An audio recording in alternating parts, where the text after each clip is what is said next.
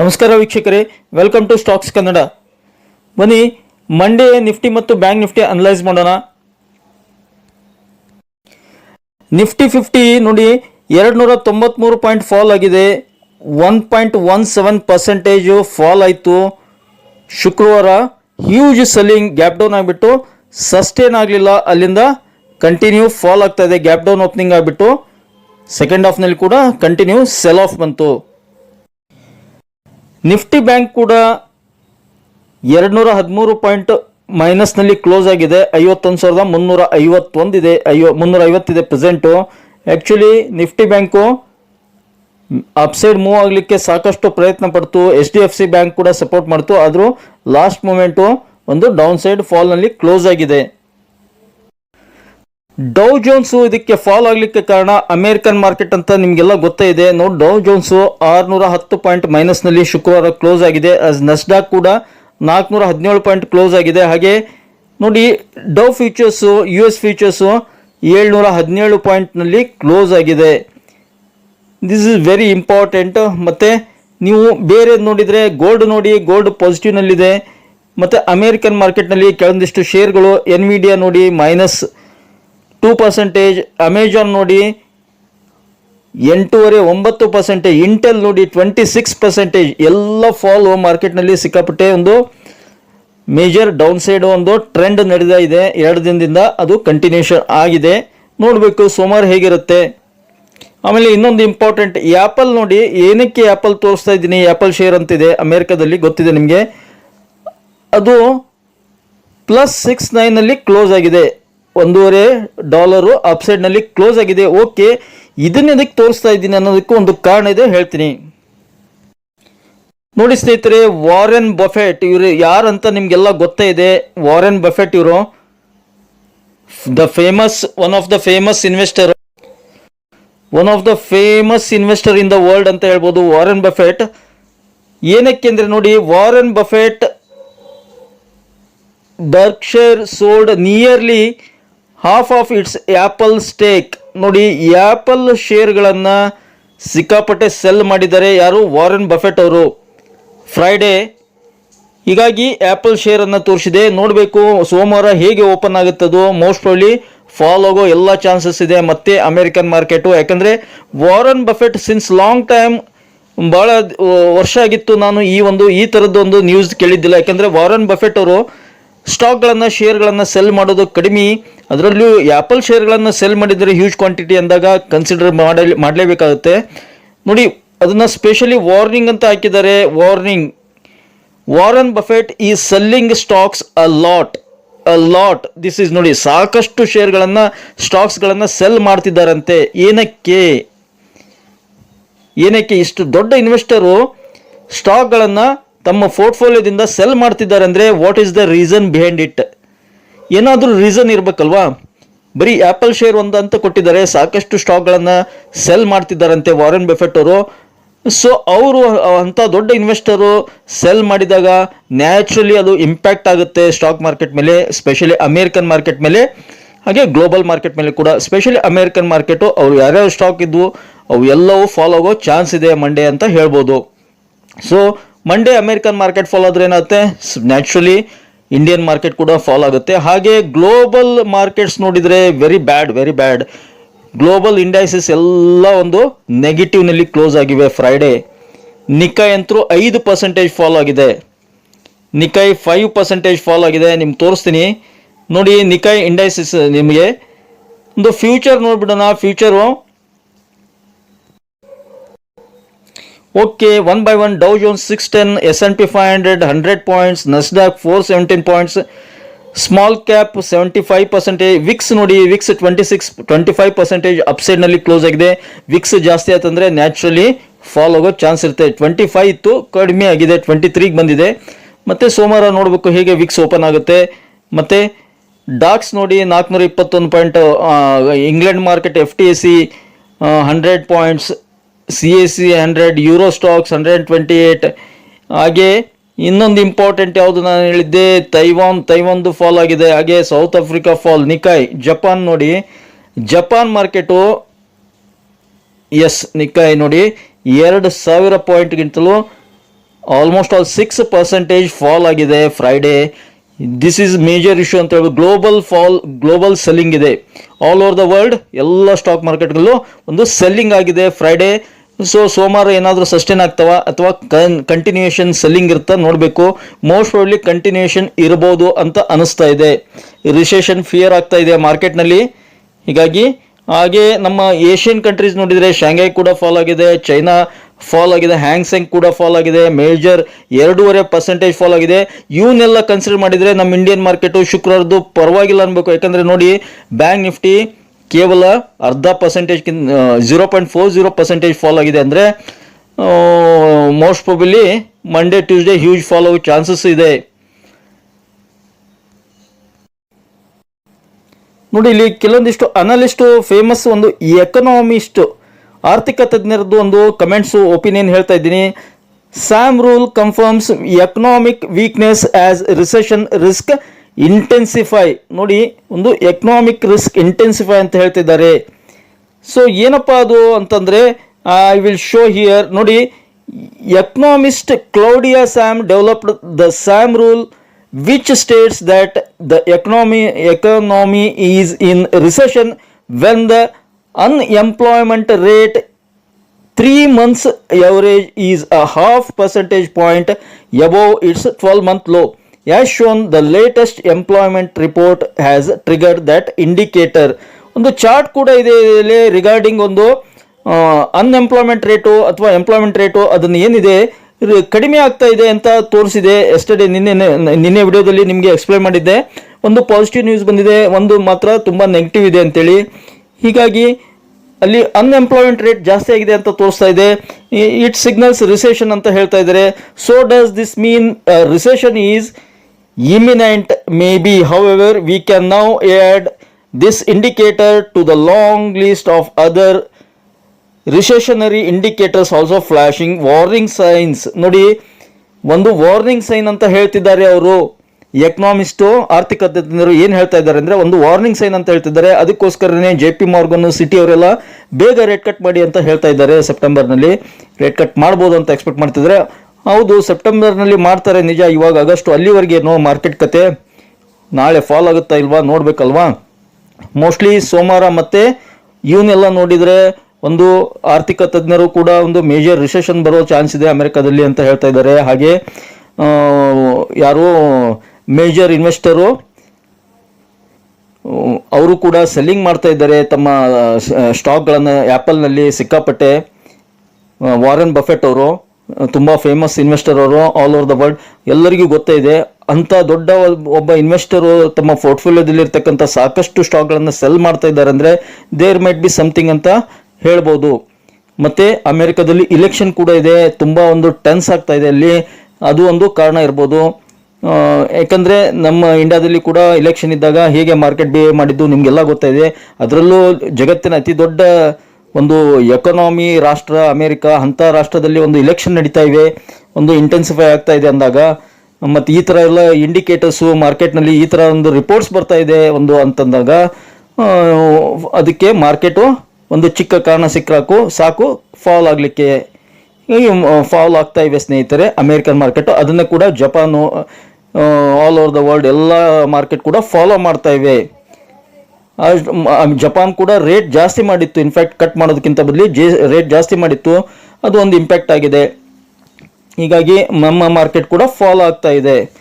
ನೋಡಿ, ರಿಸೆಷನ್ ನೋಡಿ ಇಲ್ಲಿ ಕ್ಲಿಯರ್ ಕಟ್ ಕಾಣುತ್ತೆ, ಜಾಸ್ತಿ ಇದೆ ಇದು ಮೊದಲಿನಕ್ಕಿಂತ. ಇವನ್ನೆಲ್ಲ ಕಂಪೇರ್ ಮಾಡಿದರೆ ಸೊ ಒಂದು ಚಾರ್ಟ್ ಮುಖಾಂತರ ಹೇಳ್ತಾ ಇದ್ದಾರೆ ಇಟ್ ಮೇ ರಿಸೆಷನ್ ಫೀಲಿಂಗ್ ಅಂತ. ಅಂದರೆ ದೊಡ್ಡ ಫಾಲ್ ಆಗೋ ಚಾನ್ಸ್ ಕೂಡ ಅಂತ ಹೇಳ್ಬೋದು.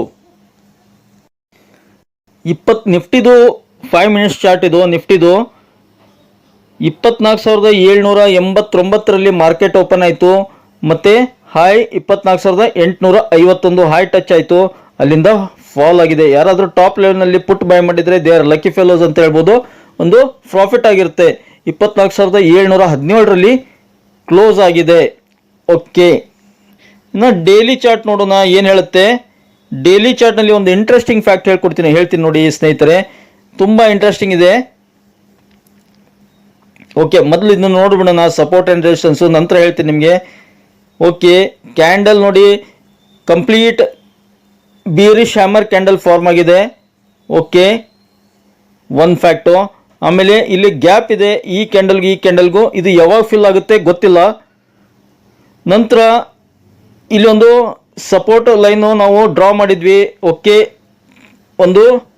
ಇಲ್ಲೊಂದು ಚೆನ್ನಾಗಿ ಸಪೋರ್ಟ್ ಇದೆ ಅಂತ ಹೇಳಿದ್ವಿ ನಾವು. ಆ ಸಪೋರ್ಟ್ ಕೆಳಗಡೆ ಕ್ಲೋಸ್ ಆಗಿದೆ. 24,800 ಒಂದು ಮೇಜರ್ ಸಪೋರ್ಟ್ ಬರುತ್ತೆ. ಅದನ್ನು ಬಿಟ್ಟರೆ 24,600 ಅಂತ ನಾವು ಒಂದು ಗುರುವಾರದ ವಿಡಿಯೋದಲ್ಲಿ ನಾವು ಅನಲೈಸ್ ಮಾಡಿದ್ವಿ ಸ್ನೇಹಿತರೆ. ಅದರ ಪ್ರಕಾರ ನೋಡಿದರೆ 24,800 ಕೆಳಗಡೆ ಕ್ಲೋಸ್ ಆಗಿದೆ, ಒಂದು 24,600 ಮೇಲ್ಗಡೆ ಇದೆ. ಇನ್ ಬಿಟ್ವೀನ್ 24,600 ಆ್ಯಂಡ್ 24,800 ಇದೆ. ಇವಾಗ ನೆಕ್ಸ್ಟ್ ಏನು ನೋಡಿ, ಹೈ ಅಂತೂ 25,000 ಸಿಲ್ವರ್ ಜೂಬ್ಲಿ ಸೆಲೆಬ್ರೇಷನ್ ಆಗಿಬಿಟ್ಟಿದೆ. ಮತ್ತೆ ಸಿಲ್ವರ್ ಜೂಬ್ಲಿ ಇವಾಗ ಸದ್ಯಕ್ಕೆ ಬರುತ್ತೋ ಇಲ್ಲೋ ಡೌಟು ಸ್ನೇಹಿತರೆ. ಏಕೆಂದರೆ ಈಗ ನೆಕ್ಸ್ಟ್ ನಾವು ಮಂಡೇಗೆ ಸಪೋರ್ಟ್ ರೆಸಿಸ್ಟೆನ್ಸ್ ನೋಡೋದಾದರೆ the major support is 24,600 first support. ಅದನ್ನು ಬಿಟ್ಟರೆ 24,400 ಬರುತ್ತೆ ಡೈರೆಕ್ಟು. ಓಕೆ, 24,400 ಅದನ್ನು ದಾಟ್ತು ಅಂದರೆ 24,200 is a very big support. 24,200 is very big support for Monday. 24,400 ಮತ್ತು 24,600 ಏನಾದರೂ ಗ್ಯಾಪ್ ಡೌನ್ ಓಪನಿಂಗ್ ಆಯಿತು ಅಂತಂದರೆ 24,600 150 ಪಾಯಿಂಟ್ ಗ್ಯಾಪ್ ಡೌನ್ ಓಪನಿಂಗ್ ಆಯಿತು ಅಂದರೆ 24,600ವರೆಗೆ ಬರುತ್ತೆ. ಅದ್ರ ಕೆಳಗಡೆ 5-10 ನಿಮಿಷ ಟೈಮ್ ಸ್ಪೆಂಡ್ ಮಾಡ್ತಂದರೆ ಇಟ್ ವಿಲ್ ಫಾಲ್ ಟುವರ್ಡ್ಸ್ 24,540 ಕೂಡ ಒಂದು ಮೇಜರ್ ಸಪೋರ್ಟ್ ಇದೆ. ಇದು ನೋಡಿದೆ 20 ಡೇ ಎಕ್ಸ್ಪೋನೆನ್ಷಿಯಲ್ ಮೂವಿಂಗ್ ಎವರೇಜ್ ಕಾಣ್ತಾ ಇದೆಯಲ್ಲ, ಅದು ಒಂದು ಸಪೋರ್ಟ್ ಇದೆ. ನಾನು ನಿಮಗೆ ತುಂಬ ದಿನದಿಂದ ಹೇಳ್ತಾ ಇದ್ದೆ, ರಾಕೆಟ್ ಥರ ಮೂವ್ ಆಗ್ತಾ ಇದೆ exponential moving average, it has to come like this ಅಂತ ಹೇಳಿದ್ದೆ. ನೋಡಿ ಇವಾಗ ಬರೋ ಚಾನ್ಸಸ್ ಇದೆ. ಅದು ಇರಲಿ. 24,600 ಕೆಳಗಡೆ ಬಂದರೆ 24,540 ಒಂದು ಮೇಜರ್ ಸಪೋರ್ಟ್ ಇದೆ. ಅಲ್ಲೇನಾದರೂ ರಿವರ್ಸ್ ಆಯಿತು market then that is well and good ಅಂತ ಹೇಳ್ಬೋದು. ಅದನ್ನು ಬಿಟ್ಟರೆ 24,400ವರೆಗೆ ಬರೋ ಚಾನ್ಸ್ ಇದೆ ಸೋಮವಾರ. ಮುಂದಿನ ದಿನಗಳಲ್ಲಿ 24,200 ಒಂದು ಸಪೋರ್ಟ್ ಇದೆ. ಇನ್ನು ಅಪ್ಸೈಡು ನಾನು ಕಷ್ಟ ಅಪ್ಸೈಡು, ಯಾಕಂದರೆ ಡೌಟ್ ಇದೆ ಅಪ್ಸೈಡ್ ಮೂವ್ ಆಗೋದು. ಆದರೂ ಕೂಡ ನೋಡೋಣ. 24,800 ದಾಟ್ತಂದರೆ ಮುಂದೆ ವಿಚಾರ 24,850 860 ಇದೆ. ಅದನ್ನು ಕ್ರಾಸ್ ಆದರೆ ಮತ್ತೆ ಇಟ್ ಮೇ ಗೋ ಟುವರ್ಡ್ಸ್ 25,000 ಅಂತ ಹೇಳ್ಬೋದು. It will take time. ಯಾಕಂದರೆ ಇಲ್ಲೊಂದು ಇಂಟ್ರೆಸ್ಟಿಂಗ್ ನಿಮ್ಗೆ ಹೇಳ್ತೀನಿ ನೋಡಿ. ನಾವು ಏನು ಅನಲೈಸ್ ಮಾಡಿದ್ವಿ ಅಂದರೆ,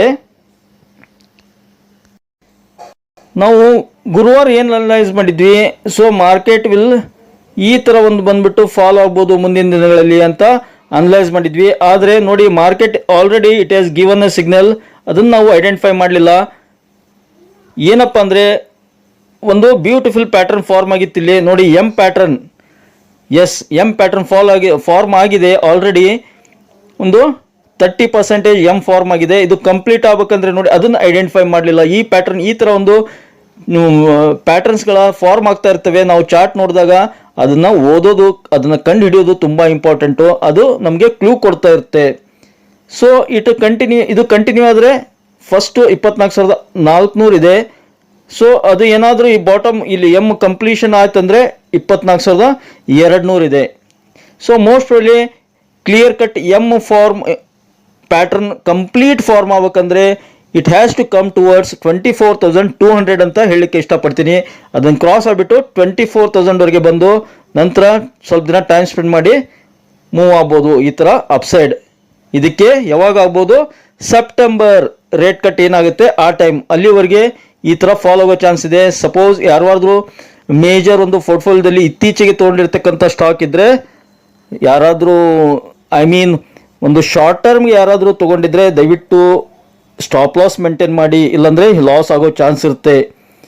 ಐ ರಿಪೀಟ್ ಒನ್ಸ್ ಅಗೇನ್, ಯಾರಾದರೂ ಶಾರ್ಟ್ ಟರ್ಮ್ಗೆ ಸ್ಟಾಕ್ಸ್ ತೊಗೊಂಡಿದ್ರೆ ಯಾವುದೇ ಸ್ಟಾಕ್ ಇರಲಿ ಅವನ್ನ ಸ್ಟಾಪ್ ಲಾಸ್ ಇಡಿ ಸ್ಟ್ರಿಕ್ಟಾಗಿ, ಇಲ್ಲ ಸ್ವಲ್ಪ ದಿನ ಯಾವುದು ಪರ್ಚೇಸ್ ಮಾಡಲಿಕ್ಕೆ ಹೋಗಬೇಡಿ. ಗ್ಲೋಬಲಿ ತುಂಬ ನೆಗೆಟಿವ್ ಇದೆ ಸೆಂಟಿಮೆಂಟು. ಮಂಡೇ ಒಂದಿನ ವಾಚ್ ಮಾಡಿಬಿಟ್ಟು ನೋಡೋಣ ಮಂಡೇ ವಿಡಿಯೋದಲ್ಲಿ. ಅಂಟಿಲ್ ದನ್ ನಾನಂತರೂ ಯಾವುದೇ ಸ್ಟಾಕ್ಗಳನ್ನು ಇವಾಗ ಸದ್ಯಕ್ಕೆ ಬೈ ಮಾಡಲ್ಲ. ಏನಕ್ಕೆ ಅಂದರೆ ಗ್ಲೋಬಲಿ ಒಂದು ನೆಗೆಟಿವ್ ಸೆಂಟಿಮೆಂಟ್ ಇದೆ. ಹಾಗೆ ಇರಾನ್ ಇಸ್ರೇಲ್ ಯುದ್ಧ ಕೂಡ ನಡೆಯೋ ಸಂಭವ ಇದೆ ಮೇಜರು, ಅದು ಒಂದು ಪ್ರಾಬ್ಲಮ್ ಇದೆ. ಪೊಲಿಟಿಕಲ್ ಟೆನ್ಷನ್ಸ್ ಇವೆ ಆಲ್ ಓವರ್ ದ ವರ್ಲ್ಡ್. ಸಾಕಷ್ಟು ಪ್ರಾಬ್ಲಮ್ಸ್ ಇವೆ ಗ್ಲೋಬಲಿ. ಹೀಗಾಗಿ ಮಾರ್ಕೆಟ್ ಮೇಲೆ ತುಂಬ ಇಂಪ್ಯಾಕ್ಟ್ ಬೀಳುತ್ತೆ. ಎಲ್ಲರೂ ಏನು ಮಾಡ್ತಾರೆ ಆ್ಯಕ್ಚುಲಿ ನೋಡಿ, ಯಾರು ವಾರೆನ್ ಬಫೆಟ್ನಂಥ ಗ್ರೇಟ್ ಇನ್ವೆಸ್ಟರೇ ತಮ್ಮ ಪೋರ್ಟ್ಫೋಲಿಯೋಲಿರ್ತಕ್ಕಂಥ ಸ್ಟಾಕ್ಗಳನ್ನು ಸೆಲ್ ಮಾಡ್ತಾ ಇದ್ದಾರೆ ಅಂದರೆ ನಾವು ಕೂಡ ವಿಚಾರ ಮಾಡಬೇಕಾಗುತ್ತೆ.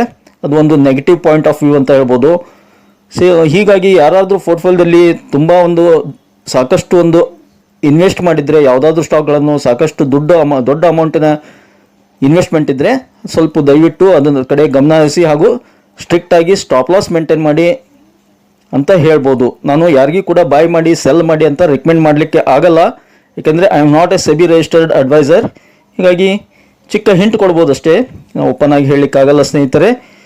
ನಾನು ಯಾರಿಗೂ ಕೂಡ ಬೈ ಮಾಡಿ ಸೆಲ್ ಮಾಡಿ ಅಂತ ರಿಕಮೆಂಡ್ ಮಾಡಲ್ಲ, ಹಾಗೆ ಯಾರಿಗೂ ಕೂಡ ಫ್ಯೂಚರ್ ಆ್ಯಂಡ್ ಆಪ್ಷನ್ ಟ್ರೇಡ್ ಮಾಡಿ ಅಂತ ಕೂಡ ರಿಕಮೆಂಡ್ ಮಾಡಲ್ಲ. ಕೇವಲ ಈ ವಿಡಿಯೋ ಎಜುಕೇಷನ್ ಪರ್ಪಸ್ಗಾಗಿ ಮಾತ್ರ ಇರೋದು, ಕೇವಲ ಇನ್ಫಾರ್ಮೇಷನ್ ಕೊಡೋದಷ್ಟೇ ನನ್ನ ಕೆಲಸ ಸ್ನೇಹಿತರೆ.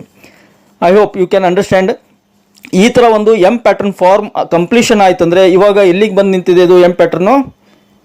ಓಕೆ, ಇಲ್ಲಿವರೆಗೆ ಬಂದಿದೆ.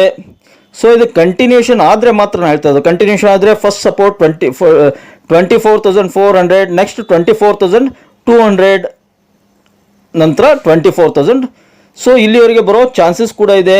ಆಗಲ್ಲ, ದೇರ್ ಆರ್ ಚಾನ್ಸಸ್. ಯಾವುದು ಗ್ಯಾರಂಟಿ ಹೇಳೋಕ್ಕಾಗಲ್ಲ ಶೇರ್ ಮಾರ್ಕೆಟ್ನಲ್ಲಿ, ಚಾನ್ಸ್ ಆ ಥರ ಆಗ್ಬೋದು ಅಂತ ಹೇಳ್ತಾ ಇದ್ದೀನಿ. ಇನ್ನು ಡೈಲಿ ಚಾರ್ಟ್ನಲ್ಲಿ ಲಾಂಗ್ ಟರ್ಮ್ ನೋಡಿ, ತುಂಬ 4-5-6 ತಿಂಗಳದ್ದು ಚಾರ್ಟ್ ಓಪನ್ ಮಾಡಿದ್ದೀನಿ. ಏನಕ್ಕೆ ಅಂದರೆ ನೋಡಿ, ಇಲ್ಲಿ ಹಿಂದ್ಗಡೆ ನೋಡಿ ಮಾರ್ಕೆಟ್ ಯಾವ ಥರ ಮೂವ್ ಆಗುತ್ತೆ, up down up down up down up down up down. Okay, ಈ ಥರ ಮೂವ್ ಆಗ್ತಾ ಇತ್ತು ಅಪ್ ಡೌನ್. ಯಾವಾಗ 4ನೇ ತಾರೀಕು ಇಲೆಕ್ಷನ್ ರಿಸಲ್ಟ್ ಅನೌನ್ಸ್ ಆಯಿತು, ಇಲ್ಲೊಂದು ಫಾಲ್ ಆಯಿತು. ಓಕೆ, ಇಲ್ಲಿಂದ ಮಾರ್ಕೆಟು ನೋಡಿ ಅಪ್ ಇಲ್ಲ ಡೌನ್ ಇಲ್ಲ, ಒನ್ಲಿ ಅಪ್. ಓಕೆ ನೋಡಿ, ಇದನ್ನು ಕಂಪೇರ್ ಮಾಡಿದರೆ ಇದನ್ನು ನೋಡಿ, ಒನ್ ವೇ ರ್ಯಾಲಿ 2 ತಿಂಗಳಾಯಿತು, ಒನ್ ವೇ ರ್ಯಾಲಿ ಕೊಟ್ಟಿದೆ. ಎಷ್ಟಿತ್ತು? ಆಲ್ಮೋಸ್ಟ್ ಆಲ್ 22,500ರಿಂದ ಆ್ಯಕ್ಚುಲಿ ಬಾಟಮ್ ಫಾರ್ಮ್ ಆಗಿದ್ದು 4ನೇ ತಾರೀಕು 21,600. ಅಲ್ಲಿಂದ 25,000 ಸಿಲ್ವರ್ ಜೂಬ್ಲಿ, ಅಂದರೆ 4,500 5,000 ಪಾಯಿಂಟ್ಸು ಒನ್ ವೇ ರಾಕೆಟ್ ಥರ ಮೂವ್ ಆಗಿದೆ. ಹೀಗೆ ಎಲ್ಲಿ ಕೂಡ ಈ ಥರ ಮೂವ್ ಆಗಿಲ್ಲ. ಒನ್ ವೇ ಸ್ಟ್ರೇಟ್ ಲ್ಯಾಡರ್ ಥರ ಮೂವ್ ಆಗಿದೆ ಅಪ್ ಸೈಡ್. ಸೊ ಇದು ಸ್ವಲ್ಪ ಕರೆಕ್ಷನ್ ಆಗಬೇಕು, ಹೆಲ್ದಿ ಕರೆಕ್ಷನ್ ಅಂತಾರೆ. ಕರೆಕ್ಷನ್ ಆಗಿಬಿಟ್ಟು ಸ್ವಲ್ಪ ರೆಸ್ಟ್ ತೊಗೊಂಡು ಮೂವ್ ಆದರೆ ಚೆನ್ನಾಗಿರುತ್ತೆ. ಸೊ ಹೀಗಾಗಿ ಇಲ್ಲಿ ಯಾರ್ಯಾರು ಪೊಸಿಷನ್ ಕ್ರಿಯೇಟ್ ಮಾಡ್ಕೊಂಡಿರ್ತಾರೆ ಬಾಟಮ್ನಲ್ಲಿ, ಅವರೆಲ್ಲ ಈಗ ಪ್ರಾಫಿಟ್ ಬುಕ್ ಮಾಡ್ಕೊತಿದ್ದಾರೆ ಸ್ನೇಹಿತರೆ. ನೆನಪಿರಲಿ, we are going to trap ಯಾರು ಆಗ್ತಾರೆ, ಇಲ್ಲಿ ರಿಟೇಲರ್ ಸ್ಟಾಪ್ ಆಗ್ತಾರೆ. ದೊಡ್ಡ ವ್ಯಕ್ತಿಗಳು ಇಲ್ಲಿ ಬೈ ಮಾಡಿರ್ತಾರೆ ಬಾಟಮ್ನಲ್ಲಿ. ಇಲ್ಲಿ 25,000 ರೀಚ್ ಆದಾಗ ಎಲ್ಲ ಸೆಲ್ ಮಾಡಿರ್ತಾರೆ, ಫಾಲ್ ಆಗುತ್ತೆ. ಹೀಗಾಗಿ ನಾವು ಇಲ್ಲಿ ಬಾಟಮ್ನಲ್ಲಿ ಬೈ ಮಾಡಿರ್ತೀವಿ, ಟ್ರ್ಯಾಪ್ ಆಗ್ತೀವಿ, ಸಿಕ್ಕಾಕೊಂತೀವಿ. ದಯವಿಟ್ಟು ಅದಕ್ಕೆ ಹೇಳ್ತಾ ಇರೋದು, ಸದ್ಯಕ್ಕೆ ತುಂಬ ಕೇರ್ಫುಲ್ ಆಗಿರಿ. ನೋಡಿ ಯಾವ ಥರ ರಾಕೆಟ್ ಥರ ಮೂವ್ ಆಗಿದೆ 4ನೇ ತಾರೀಕಿನಿಂದ. ಈ ಥರ ಮೂವ್ ಆದರೆ ಇಟ್ ಹ್ಯಾಸ್ ಟು ಕಮ್, ಸ್ವಲ್ಪ ಕರೆಕ್ಷನ್ ಆಗಲೇಬೇಕು. ಆದ ನಂತರ ಸ್ವಲ್ಪ ಈ ಥರ ಮೂವ್ ಆಗುತ್ತೆ. That is well and good ಅಂತ ಹೇಳ್ಬೋದು. ಇದೇ ಥರ ಎಷ್ಟು ದಿನ ಹೋಗುತ್ತೆ ಹೇಳಿ? ಇದೇ ಥರ ಎಷ್ಟು ದಿನ ಹೋಗುತ್ತೆ? ಹಂಗೆ ಸ್ಟ್ರೇಟ್ ಅಂತೂ ಹೋಗ್ಲಿಕ್ಕಾಗಲ್ಲ. ನೀವು 10 ವರ್ಷದ ಚಾರ್ಟ್ ನೋಡಿದ್ರು, 1 ವರ್ಷದ್ದು 2 ವರ್ಷದ್ದು ನೋಡಿ, ಎಷ್ಟೇ ಚಾರ್ಟ್ ನೋಡಿದ್ರು ಯಾವ ಥರ ಇದೆ ನೋಡಿ, ಅಪ್ ಡೌನ್ ಈ ಥರ ಇರುತ್ತೆ. ಆ್ಯಕ್ಚುಲಿ ಒನ್ ವೇ ಸ್ಟ್ರೇಟ್ ಆಗಿ ಎಂದೂ ರ್ಯಾಲಿ ಕೊಡೋಕ್ಕೆ ಸಾಧ್ಯ ಇಲ್ಲ. ಸೊ ಇವಾಗ ಪ್ರಾಫಿಟ್ ಬುಕ್ಕಿಂಗ್ ಆಗ್ತಾ ಇದೆ. ಇದಕ್ಕೆ ಕಾರಣ ಬೇಕಾಗಿತ್ತು. ನಾನು ಹೇಳಿದೆ ನಿಮಗೆ, ಶೇರ್ ಮಾರ್ಕೆಟ್ಗೆ ಒಂದು ಚಿಕ್ಕ ಕಾರಣ ಸಿಕ್ಕರೆ ಸಾಕು ಫಾಲ್ ಆಗಲಿಕ್ಕೆ. ಆ ಥರ ಕಾರಣ ಸಿಕ್ಕಿದೆ. ಅದೇನು? ಅಮೇರಿಕನ್ ಮಾರ್ಕೆಟು ಫಾಲ್ ಆಗ್ತಾ ಇದೆ, ಮೇಜರ್ ಫಾಲ್. ಅಲ್ಲಿ ಟೆನ್ಷನ್ಸ್ ಇವೆ, ಇರಾಕು ಮತ್ತು ಯಾವುದು ಇಸ್ರೇಲು ಯುದ್ಧ ನಡೀತಾ ಸಂಭವ ಇದೆ, ಗ್ಲೋಬಲ್ ಟೆನ್ಷನ್ ಇದೆ, ಅಮೇರಿಕಾದಲ್ಲಿ ಇಲೆಕ್ಷನ್ ಇದೆ. ಆಮೇಲೆ ರಿಪೋರ್ಟ್ಸು ಡೇಟಾ ಕೂಡ ನೆಗೆಟಿವ್ ಬಂದವು, ಎಲ್ಲ ಅಮೇರಿಕನ್ ಡೇಟಾ. ಮತ್ತು ಇಂಡಿಯಾದ್ದು ಡೇಟಾ ಕೂಡ ಹೇಗಿದೆ ನೋಡಬೇಕು. ಇನ್ನೊಂದು ಇಂಪಾರ್ಟೆಂಟು ಏನಪ್ಪ, ನಾನು ಆರ್ ಬಿ ಐದವ್ರದ್ದು ಒಂದು ವಿಷಯ ಇದೆ, ಹೇಳ್ತೀನಿ. ಇದು ಡೈಲಿ ಸಪೋರ್ಟ್ ರೆಸಿಸ್ಟೆನ್ಸ್ ಇದೆ. ವೀಕ್ಲಿ ನೋಡೋಣ, ವೀಕ್ಲಿ ಏನು ಹೇಳುತ್ತೆ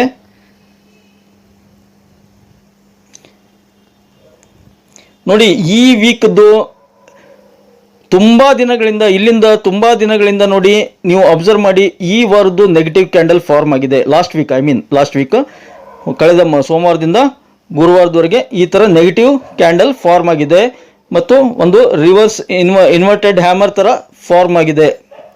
ಸೊ ಇದಕ್ಕೆ ನಾವು ಸಪೋರ್ಟ್ ನೋಡೋದಾದರೆ ಇದೊಂದು ಬಾಟಮ್ ಇದೊಂದು ಟಾಪ್ ಸಪೋರ್ಟ್ ಇತ್ತು, ಅದ್ರ ಕೆಳಗಡೆ ಕ್ಲೋಸ್ ಆಗಿದೆ. ನೆಕ್ಸ್ಟು ಇಲ್ಲಿ ಒಂದು ಸಪೋರ್ಟ್ ಬರುತ್ತೆ, ಚಿಕ್ಕ ಸಪೋರ್ಟು. ಆಮೇಲೆ ಈ ಬಾಡಿ ಲೋ ಏನಿದೆಯಲ್ಲ ಅದು ಒಂದು ಸಪೋರ್ಟ್ ಬರುತ್ತೆ, ಅದು ಎಷ್ಟು 24,400 ಇದೆ. Yes exactly. ಅನಂತರ ಈ ಒಂದು ಬಾಡಿದು ಹೈ ಒಂದು ಮೇಜರ್ ಸಪೋರ್ಟ್ ಬರುತ್ತೆ 24,000. ಅದನ್ನ ಬಿಟ್ಟರೆ 4ನೇ ತಾರೀಕಿಂದ ಏನಿತ್ತಲ್ಲ ಟಾಪ್, ಅದು ಎಲ್ಲಿ ಬರುತ್ತೆ 23,400 ಈ ಥರ ಬರುತ್ತೆ. ಡೋಂಟ್ ನೋ, ಬಂದರೂ ಬರ್ಬೋದು ಮುಂದಿನ ದಿನಗಳಲ್ಲಿ 24,500 ಈ ಥರ ಇಲ್ಲ, 23,500 ಆ ಥರ ಬಂದರೂ ಬರ್ಬೋದು. ಡೋಂಟ್ ನೋ, ಏನಾದರೂ ಹ್ಯೂಜ್ ನೆಗೆಟಿವ್ ಸೆಂಟಿಮೆಂಟ್ ಕ್ರಿಯೇಟ್ ಆಗಿಬಿಟ್ರೆ ಗ್ಲೋಬಲಿ ಮೇಜರ್ ಫಾಲ್ ಆಗೋ ಚಾನ್ಸಸ್ ಇರುತ್ತೆ, ಗಮನದಲ್ಲಿಡಿ. ಆದರೆ ಬ್ಯಾಂಕ್ ನಿಫ್ಟಿ ನೋಡಿ 5 ಮಿನಿಟ್ಸ್ ಚಾರ್ಟ್ ಇದು 51,172ರಲ್ಲಿ ಬಾಟಮ್ ಒಂದು ಲೋ ಫಾರ್ಮ್ ಆಯಿತು, ಗ್ಯಾಪ್ ಡೌನ್ ಓಪನ್ ಆಗಿಬಿಟ್ಟು ಏನಾಯಿತು, ಸ್ವಲ್ಪ ಅಲ್ಲಿಂದ ಅಪ್ಸೈಡ್ ಮೂವ್ ಆಗಲಿಕ್ಕೆ ಸ್ಟಾರ್ಟ್ ಆಯಿತು. ಬಿಕಾಸ್ ಆಫ್ HDFC ಬ್ಯಾಂಕ್ ಅಂತ ಹೇಳ್ಬೋದು. HDFC ಬ್ಯಾಂಕ್ ತುಂಬ ಒಂದು 1.5%ಗಿಂತಲೂ ಜಾಸ್ತಿ ಒಂದು ಅಪ್ಸೈಡ್ ಮೂವ್ ಆಗಿತ್ತು. ಹೀಗಾಗಿ ಅದು ಲಿಫ್ಟ್ ಮಾಡ್ತಾ ಇತ್ತು ಬ್ಯಾಂಕ್ ನಿಫ್ಟಿಯನ್ನು. ಯಾರಾದರೂ ಇಲ್ಲಿ ಬಾಟಮ್ನಲ್ಲಿ ಕಾಲ್ ಬೈ ಮಾಡಿರ್ತಾರೆ ಅವ್ರಿಗೆ ಬ್ಯಾಂಕ್ ನಿಫ್ಟಿಯಲ್ಲಿ ಪ್ರಾಫಿಟ್ ಆಗಿರುತ್ತೆ ಅಂತ ಹೇಳ್ಬೋದು. 51,500, 51,600 ಈ ಥರ ಎಲ್ಲ ಅಲ್ಲಿವರೆಗೆ ಹೋಗ್ಬಿಟ್ಟು ಅಲ್ಲಿಂದ ಯಾವಾಗ 51,600 ಕ್ರಾಸ್ ಆಯಿತು ಅವಾಗ ಅಲ್ಲಿಂದ ಮೇಜರ್ ರಿವರ್ಸ್ ಆಯಿತು, ಫಾಲ್ ಆಯಿತು. ಇಮಿಡಿಯೇಟ್ ಒಂದು ಲಾಸ್ಟ್ ಅವರ್ನಲ್ಲಿ ಫಾಲ್ ಆಗಿಬಿಟ್ಟು 51,350ರಲ್ಲಿ ಕ್ಲೋಸ್ ಆಗಿದೆ, 51,350. ಡೈಲಿ ಚಾರ್ಟ್ ನೋಡೋಣ ಬ್ಯಾಂಕ್ ನಿಫ್ಟಿದು ಏನು ಹೇಳುತ್ತೆ. ಡೈಲಿ ಚಾರ್ಟ್ ಓಕೆ, ಈ ಬಾಡಿ ಇದೊಂದು ಎಸ್ ನಿಮ್ಗೆ ಕಾಣ್ತಾ ಇದೆ ಅನ್ಕೊಂಡು ಇದು ನೋಡಿ, ಇಲ್ಲಿ ಅನಲೈಸ್ ಮಾಡಿದ್ವಿ ನಾವು ಎಂಗಲ್ಫಿಂಗ್ ಕ್ಯಾಂಡಲ್ ಅಂತ ಅನಲೈಸ್ ಮಾಡಿದ್ವಿ. ಇದೊಂದು 4-5 ದಿನಗಳ ಕೆಳಗಡೆ ಒಂದು ಬುಲ್ಲಿಶ್ ಎಂಗಲ್ಫಿಂಗ್ ಕ್ಯಾಂಡಲ್ ಫಾರ್ಮ್ ಆಗಿದೆ. ಹೀಗಾಗಿ ಒಂದು ಅಪ್ಸೈಡ್ ಮೂವ್ ಬರುತ್ತೆ ಅಂದಿದ್ವಿ, ಅದ್ರ ಪ್ರಕಾರ ಮೂವ್ ಆಯಿತು. ಒಂದು ಆಲ್ಮೋಸ್ಟ್ ಅಲ್ಲಿ ಎಷ್ಟು 52,300-400ವರೆಗೆಲ್ಲ ರೀಚ್ ಆಗಿಬಿಟ್ಟು ಅಲ್ಲಿಂದ ಫಾಲ್ ಆಗಿದೆ. ಓಕೆ, ಇನ್ನು ಓಕೆ ಇದು ಡೋಜಿ ಕ್ಯಾಂಡಲ್ ಫಾರ್ಮ್ ಆಗಿದೆ ಸ್ನೇಹಿತರೆ. ಆದರೆ ಇಲ್ಲಿ ಇದು ನೋಡಿ, ಈ ಒಂದು ಎಂಗಲ್ಫಿಂಗ್ ಕ್ಯಾಂಡಲ್ ಏನಿದೆಯಲ್ಲ ಅದರದ್ದು ಲೋವರ್ ಸೈಡ್ ಒಂದು ಮೇಜರ್ ಸಪೋರ್ಟ್ ಬರುತ್ತೆ, ಅದು 50,200ವರೆಗೆ ಬರುತ್ತೆ. 50,200 ಇಸ್ ಅ ಮೇಜರ್ ಸಪೋರ್ಟ್. ಅದು ಮಂಡೇಗೂ ಅಂತ ಕನ್ಸಿಡರ್ ಮಾಡ್ಬೋದು ಅಥವಾ 1 or 2 ಡೇಸ್ಗಂತೂ ಕನ್ಸಿಡರ್ ಮಾಡ್ಬೋದು. ಇನ್ನು ಸೋಮವಾರಕ್ಕೆ ಕೆಳಗಡೆ ಏನಾದರೂ 53,300 ಒಂದು ಮೇಜರ್ ಸಪೋರ್ಟ್ ಇದೆ, ಅದು ಬ್ರೀಚ್ ಆಯಿತು ಅಂದರೆ 50,700. ಓಕೆ, 50,750 ಒಂದು ಮೇಜರ್ ಸಪೋರ್ಟ್ ಇದೆ, ಮತ್ತೆ 50,500. ಓಕೆ, ಇನ್ನು ಅಪ್ ಸೈಡು ಏನಾದರೂ ಇಲ್ಲಪ್ಪ by chance up side move ಆಯಿತು, HDFC ಬ್ಯಾಂಕ್ ಸಪೋರ್ಟ್ ಮಾಡಿತು ಅಂದರೆ 500-650 ಮೇಜರ್ ಹರ್ಡಲ್ ಇದೆ. ಯಾಕಂದರೆ ಶುಕ್ರವಾರದ ಹೈ 608 ಇತ್ತು, ಅದು ಒಂದು ಮೇಜರ್ ಹರ್ಡಲ್ ಆಗುತ್ತೆ. ಯಾವಾಗ 600 ಕ್ರಾಸ್ ಆಗಿ ಸಸ್ಟೇನ್ ಆಯ್ತಂದರೆ ಮತ್ತೆ ಅಪ್ಸೈಡ್ ಮೂವ್ ಬರೋ ಚಾನ್ಸ್ ಇರುತ್ತೆ ಟುವರ್ಡ್ಸ್ 52,000 ಅಂತ ಹೇಳ್ಬೋದು. ಬಟ್ ಡೌಟ್ ಅದು. ಇಲ್ಲಿ ನೋಡಿ ಇನ್ನೊಂದು ಇಂಪಾರ್ಟೆಂಟ್ ಏನಂದರೆ, ಇದು ಆಲ್ಮೋಸ್ಟ್ ಆಲ್ 4ನೇ ತಾರೀಕಿಂದು ಬಾಡಿ ಏನಿತ್ತು ಒಂದು ಸಲ ಟಚ್ ಆಗಿಬಿಟ್ಟು ಮೇಲೆ ಹೋಗಿದೆ. ಆದರೆ ನಿಫ್ಟಿಯಲ್ಲಿ ಆ ಥರ ಆಗಿಲ್ಲ. ನಾನು ಒಂದು ವಿಡಿಯೋದಲ್ಲಿ ಕೂಡ ಕಮೆಂಟ್ ಮಾಡಿದ್ದೆ, ಹೇಳಿದ್ದೆ ನಿಮಗೆ, ಬ್ಯಾಂಕ್ ನಿಫ್ಟಿ ಆಲ್ರೆಡಿ 4ನೇ ತಾರೀಕಿಂದ ಒಂದು ಹೈಯರ್ ಬಾಡಿ ಏನಿತ್ತು ಅಲ್ಲಿವರೆಗೆ ಬಂದು ರೀಚ್ ಆಗಿ ರಿವರ್ಸ್ ಆಗಿದೆ, ಓಕೆ ಅಂದಿದೆ, ಮತ್ತೆ ಬರೋ ಚಾನ್ಸ್ ಇದೆ.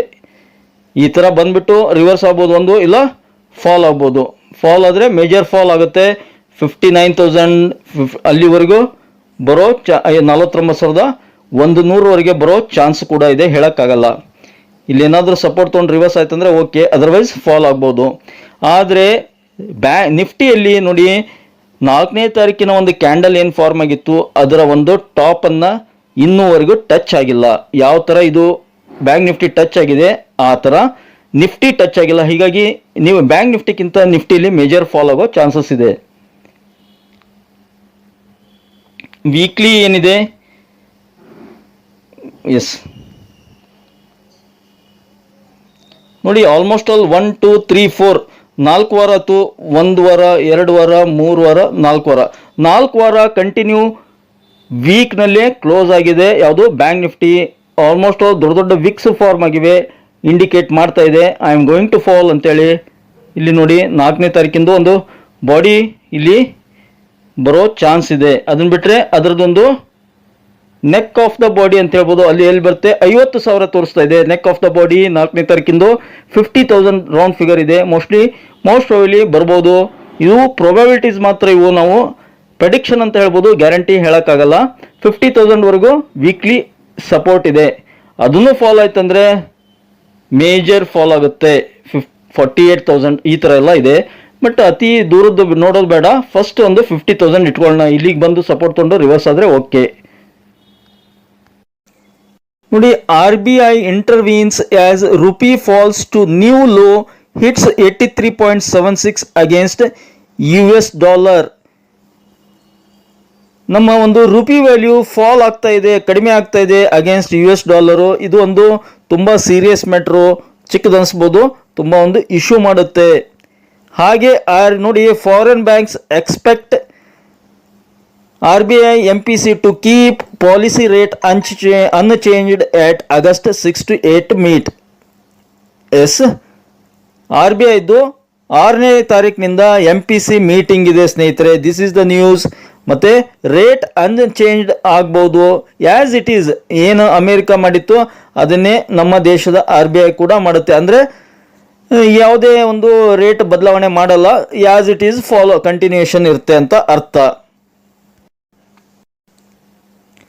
Foreign banks expect RBI MPC to keep policy rate unchanged at August 6 to 8 meet. Foreign banks and brokers expect a status quo on policy rate at 6.5% at the upcoming RBI's Monetary Policy Committee MPC meeting on August 6 to 8. ನೋಡಿ, ಇದೇ important. ಏನು factor ಆಗುತ್ತೆ ನಮ್ಮ Indian market ಮೇಲೆ. ಇವಾಗ ಇಷ್ಟು ದಿನ ನಾವು ಫೆಡರಲ್ ರಿಸರ್ವ್ FOMC ಮೀಟಿಂಗ್ ಅಂತಿದ್ವಿ. ಇವಾಗ RBI MPC ಮೀಟಿಂಗ್ ಅಂತ ಹೇಳ್ಬೇಕಾಗುತ್ತೆ. ಅಂಟಿಲ್ 8ನೇ ತಾರೀಕಿನವರೆಗೆ. 8ನೇ ತಾರೀಕು ಔಟ್ಕಮ್ ಬರುತ್ತೆ. 6ನೇ ತಾರೀಕು ಮೀಟಿಂಗ್ ಸ್ಟಾರ್ಟ್ ಆಗುತ್ತೆ. 6, 7 2 ದಿನ ಮೀಟಿಂಗ್ ಮಾಡ್ತಾರೆ. 8ನೇ ತಾರೀಕು ಬೆಳಿಗ್ಗೆ 10 ಗಂಟೆಗೆ ಶಕ್ತಿಕಾಂತ ದಾಸ್ RBI ಗವರ್ನರ್ ಅವರು ಪ್ರೆಸ್ ಮೀಟ್ ಮಾಡಿಬಿಟ್ಟು ಅದರಲ್ಲಿ ಅನೌನ್ಸ್ ಮಾಡ್ತಾರೆ. ರೇಟ್ ಕಟ್ ಬಗ್ಗೆ, RBI ಪಾಲಿಸಿ ಬಗ್ಗೆ ಏನೇನಿದೆ ಅದನ್ನೆಲ್ಲ ಎಕ್ಸ್ಪ್ಲೇನ್ ಮಾಡ್ತಾರೆ. ಇದರಲ್ಲಿ ಮೇಜರ್ ಫ್ಯಾಕ್ಟರ್ ಏನು, ಈ ರೇಟನ್ನು ಚೇಂಜ್ ಮಾಡ್ತಾರಾ, ಕಡಿಮೆ ಮಾಡ್ತಾರಾ, ಇಂಟ್ರೆಸ್ಟ್ ರೇಟನ್ನು ಕಡಿಮೆ ಮಾಡ್ತಾರಾ, ಕಟ್ ಮಾಡ್ತಾರಾ? ಸಾಧ್ಯನೇ ಇಲ್ಲ. ಯಾಕಂದರೆ ಫಸ್ಟು ಜಗತ್ತಿನಲ್ಲಿ ಕಟ್ ಮಾಡೋದು ಯಾವುದು, ರೇಟ್ ಕಟ್ ಮಾಡೋದು ಅಮೇರಿಕಾ ಸ್ನೇಹಿತರೆ. ಫೆಡರಲ್ ರಿಸರ್ವ್ ಕಟ್ ಮಾಡಿದ ತಕ್ಷಣ ಅದನ್ನು ಜಗತ್ತಿನ ಸಾಕಷ್ಟು ದೇಶಗಳು ಫಾಲೋ ಮಾಡ್ತವೆ. ಅದನ್ನು ಇದನ್ನು ಸಾಕಷ್ಟು ರಾಷ್ಟ್ರಗಳು, ಎಲ್ಲ ರಾಷ್ಟ್ರಗಳು ಅಂತ ಹೇಳಲ್ಲ ನಾನು, ಸಾಕಷ್ಟು ರಾಷ್ಟ್ರಗಳು ಅದನ್ನು ಫಾಲೋ ಮಾಡ್ತವೆ. ಅದರಲ್ಲಿ ಭಾರತ ದೇಶ ಕೂಡ ಒಂದು.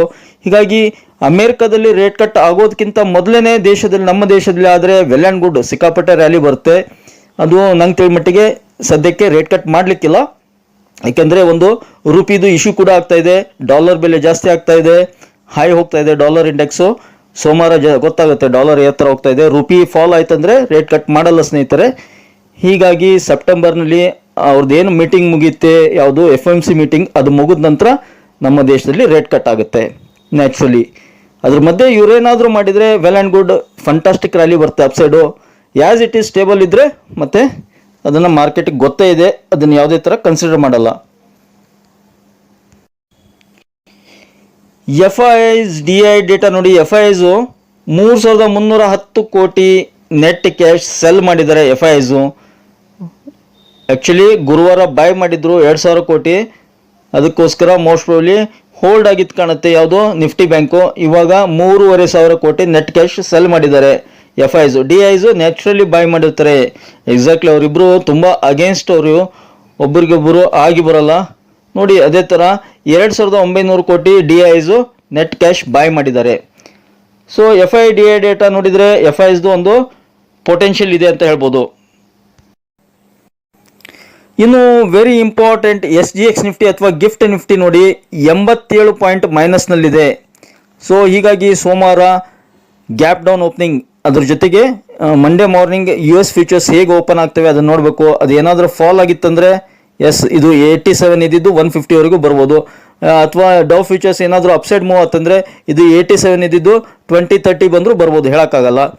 ಡಿಪೆಂಡ್ಸ್ ಆನ್ ಮಂಡೇ ಮಾರ್ನಿಂಗು ಯಾವ ಥರ ಅಮೇರಿಕನ್ ಡವ್ ಫ್ಯೂಚರ್ಸು ಓಪನ್ ಆಗುತ್ತೆ, ರಿಯಾಕ್ಟ್ ಆಗುತ್ತೆ, ಅದ್ರ ಮೇಲೆ SGX ನಿಫ್ಟಿ ಕೂಡ ರಿಯಾಕ್ಟ್ ಆಗುತ್ತೆ. ಅದು ನಿಮಗೆ ಗೊತ್ತಿರಲಿ. ಐ ಹೋಪ್ ಈ ಒಂದು ಮಾಹಿತಿ ನಿಮ್ಗೆ ಇಷ್ಟ ಆಗಿದೆ ಅಂದ್ಕೊಂಡಿದ್ದೀನಿ. ಇಷ್ಟ ಆಗಿದ್ರೆ ಮತ್ತೆ ಬೇಗ ಚಾನಲ್ಗೆ ಸಬ್ಸ್ಕ್ರೈಬ್ ಮಾಡಿ, ಹಾಗೆ ಕಮೆಂಟ್ ಬಾಕ್ಸ್ನಲ್ಲಿ ಕಮೆಂಟನ್ನು ಡ್ರಾಪ್ ಮಾಡ್ತಾ don't forget it the like button. Thank you friends, thank you all.